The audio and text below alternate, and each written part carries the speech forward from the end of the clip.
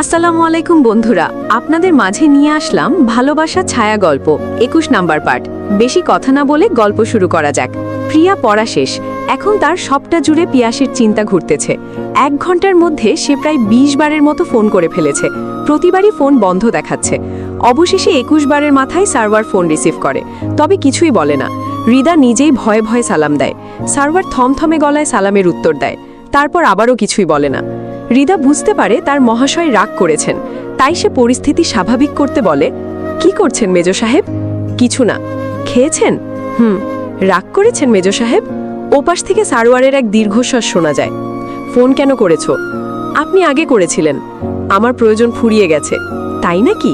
কিছু বলার হলে বলো, আমি ফোন রেখে ঘুমাবো। প্লিজ সরি বলছি তো, আর হবে না এমন। পিয়াস কিছুক্ষণ চুপ থেকে বলে, আমি ফোন করলে সবসময় তাড়াতাড়ি ধরার চেষ্টা করবে হৃদা। আমি প্রায়ই বিভিন্ন রিস্কি কাজে যাই। আগে আম্মুকে ফোন করে যেতাম, এখন তুমিও আমার লাইফে জড়িয়ে আছো। আমি চাই সেই দিনটা আমার শেষ দিন হলেও যাতে শেষ কথাটা তোমাদের সাথেই হয় আমার। এমন কথা বলবেন না প্লিজ, আমার শুনতে ভালো লাগে না। ভালো না লাগলেও এটাই সত্যি। আচ্ছা পিয়া, আমায় বিয়ে করে কি তুমি পস্তাচ্ছ? বিয়ের 2 মাস হয়ে গেল, আমাদের সেভাবে সময় কাটানো হয়নি। তোমার কি আমার প্রতি অভিযোগ হয়? একদম সত্যি করে বলবে। প্রিয়া একটু চুপ থেকে বলে, আমি মানিয়ে নিয়েছি, কিন্তু আপনাকে দেখতে খুব মন চায়, আমার কাছে পেতে মন চায়। আসবেন কবে আপনি? মাত্র 2 মাসেই তোমার অপেক্ষা শেষ? কিন্তু আমি তো এখনো আসতে পারবো না, অনেক সময় লাগবে ছুটি পেতে। আচ্ছা, সামনের মাসের পরের মাসে নাকি ইমন ইলিনের জন্মদিন, সেদিন আসবেন? এসব ইভেন্টে আমি উপস্থিত থাকতে পারি না। লাস্ট কবে তাদের জন্মদিনে আমি উপস্থিত ছিলাম আমার মনেই পড়ে না। আপনার খারাপ লাগে না? না, মানিয়ে নিয়েছি। আমি তো তাও কাছেই আছি, অনেকে তো আরও দূরে দূরে থাকে, বোঝো তাদের অবস্থা কেমন হয়। প্রিয়ার মন খারাপ হয়ে যায়। আরও কিছুক্ষণ কথা বলে সার্ভার জানায় এতক্ষণ সে রান্না করছিল, এখন খেয়ে গিয়ে ঘুমাবে। সকাল সকাল আবার ডিউটিতে যেতে হবে। দেখতে দেখতেই সময় কেটে যায়। হৃদার পরীক্ষা চলে আসে। গতবারের তুলনায়ও এইবার তার টেনশন আরও বেশি। নিজের পেছনের সিটের মেয়েটাকে আগে থেকেই পটিয়ে নিয়েছে, এবার যাতে তাকে পরীক্ষায় দেখায়। হৃদা এমনিতে মোটামুটি গোছের ছাত্রী, তবে রেজাল্ট তার মোটামুটি হলে চলবে না। ফার্স্ট ক্লাস না পেলে তার মান সম্মান শেষ হয়ে যাবে। বিয়ের পরে প্রথম পরীক্ষা বলে গত রাতে শ্বশুরমাইকে ফোন করেছিল সে। সেদিন সার্ভার চলে যাওয়ার পরে সে আর ওই বাড়িতে যায়নি। তবে সুরাইয়া বেগম এসেছিলেন একদিন ঘুরে যেতে, তবে হৃদার শ্বশুর হিসেবে নয়, এসেছিলেন বান্ধবীর বাসায়। হৃদার সাথে ইতোমধ্যে ওনার ভালোই কথাবার্তা হয়েছে। হৃদাও বুঝতে পেরেছে তার শ্বশুর নিতান্তই সরল গোছের মহিলা, তাই তারও মানিয়ে নিতে কোনো সমস্যা হয়নি। গত রাতে ফোন করে শ্বশুর মায়ের সাথে কথা বলছিল, তখনই মায়ের থেকে ফোন কেড়ে নিয়ে ইরিন বলেছিল, ভাদি পড়াশুনো করেছো তো? ইস, আমার যে কি ভালো লাগছে তোমার পরীক্ষার কথা শুনে। আমাদের ভাবিও পরীক্ষার্থী। শুনো, পরীক্ষায় ভালো রেজাল্ট না করলে কিন্তু বিপদ আছে। ভাইয়া এমনি সারা বছর পড়াশোনার খবর নেবে না, তবে রেজাল্টের খবর ঠিকই নেবে, আর সেদিন আচ্ছা মতো লেকচার দেবে, জানিয়ে রাখছি আগের থেকেই। ইরিনের কথার প্রেক্ষিতে হৃদার আরও টেনশন বেড়ে গেল। তার রেজাল্ট নিয়ে এমনি সমস্যা ছিল না, তবে বড় সমস্যা তো রেজাল্ট খারাপ করলে নিজেরই মান সম্মান থাকবে না। ইস, কি বিপদ। কিছুদিন আগেই তুবার ফাইনাল এক্সাম শেষ হয়েছে। সে এখন মুক্ত পাখি হয়ে উড়ে বেড়াচ্ছে। সারাদিন ফোন নিয়ে বসে থাকে প্রিয়ার সামনে।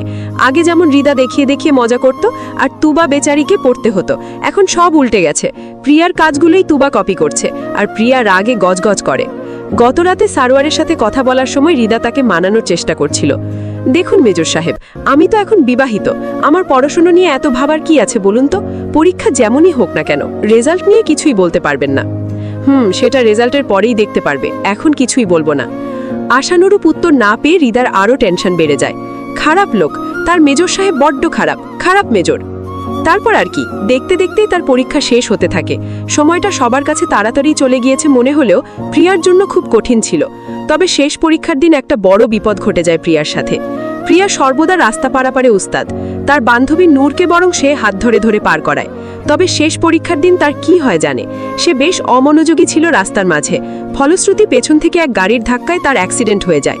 সাথে সাথেই চারদিকে মানুষ জড়ো হয়ে যায়। গাড়ির ধাক্কায় প্রিয়া দূরে ছিটকে পড়ে। নূর এগিয়ে আসতে আসতেই প্রিয়ার সাথে এমন ঘটনা ঘটে যায়। অ্যাক্সিডেন্ট করেই হৃদা জ্ঞান হারিয়ে ফেলে।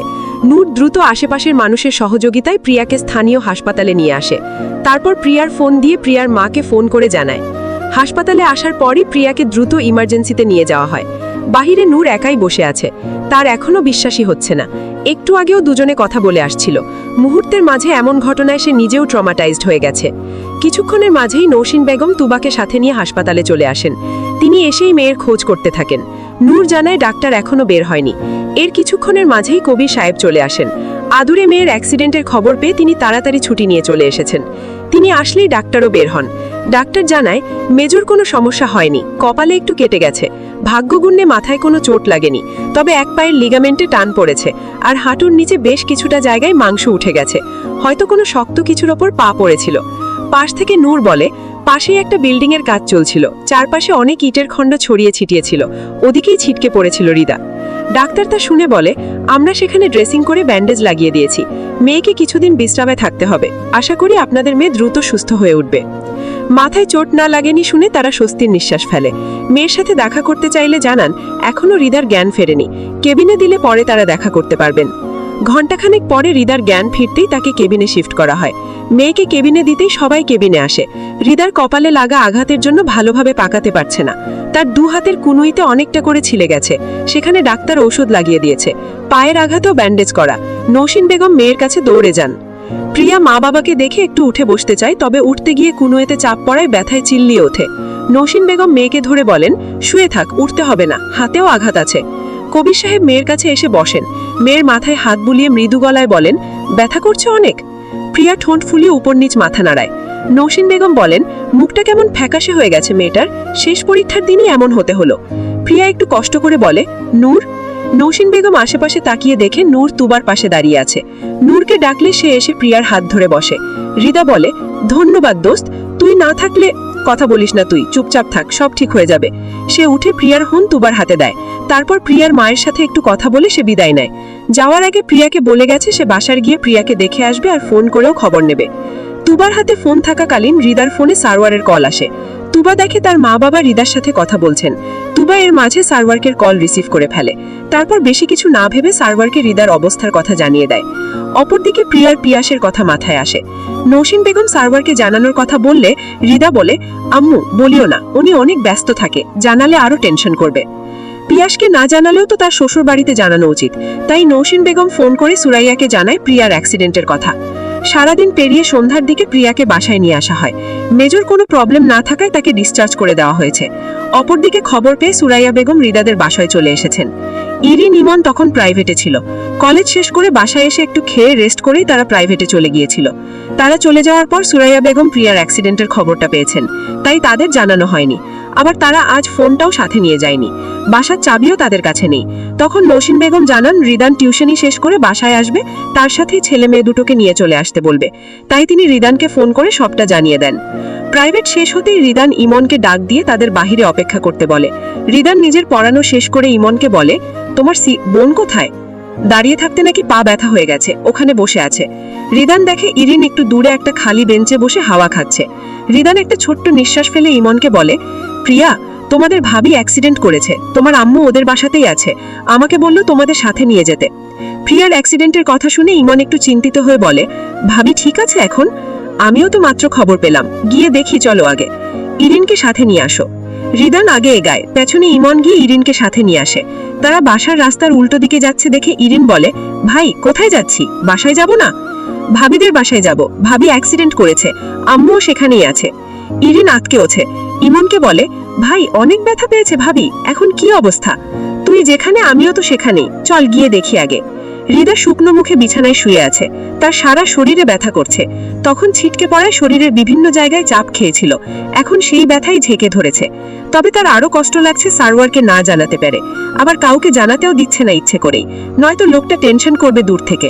উনি তো বলেছে এখন এত তাড়াতাড়ি ছুটি পাবেন না, তাহলে দূরে বসে টেনশন করানোর দরকার নেই, একটু সুস্থ হয়ে গেলে পরে না হয় জানিয়ে দেবে। রাত হয়ে গেল, পিয়াসের কোনো ফোন আসে না।